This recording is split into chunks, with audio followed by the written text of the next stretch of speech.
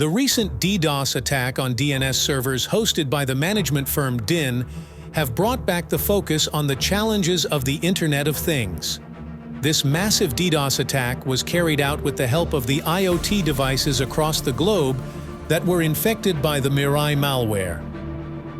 As per reports, only 10% of the total devices infected were involved in this attack. When it comes to the Internet of Things, Shodan automatically comes into the limelight, for it is radar that can locate IoT devices connected to the Internet.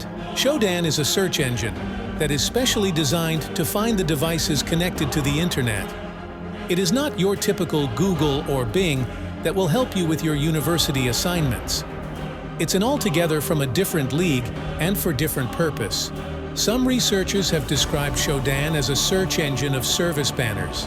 These service banners are nothing but the metadata that is sent back to the client by the server. This metadata contains a variety of information, including the information about the server software. Created by John Matherly in the year 2013, Shodan is also termed as the scariest search engine on the Internet. The typical difference between our regular search engines like Google and Shodan lies in the fact that Google crawls the web looking for websites, whereas Shodan navigates the back channels of the Internet. Therefore, if something is not found on Google does not mean that cannot be founded over the Internet. In fact, Shodan may find it as it scans the dark part of the web. It looks up for the devices like printers, webcams, routers, coffee machines, refrigerators, etc. that are connected to the Internet. Just a single search on Shodan can help us find hundreds and thousands of devices. Shodan searchers have even found control systems for a water park, a gas station, and even command and control systems for nuclear power plants. It is this ability of Shodan to find such systems and put them in front of hackers that makes it a scary search engine. The problem is further compounded by the fact that most of the home devices connected to the Internet still carry their default passwords or no passwords at all. The Mirai malware, after identifying these connected devices, attempts to access them using default passwords, which are usually same for all pieces of the product or may vary from one version to the other. It's not hard to find these default credentials. They are easily available over the Internet.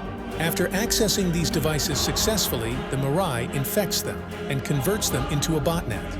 The issue with Shodan is that it exposes the vulnerable devices to the hackers. Once they get to know of it, they could use many techniques to hack them and use them for their purpose. Mirai is just one example.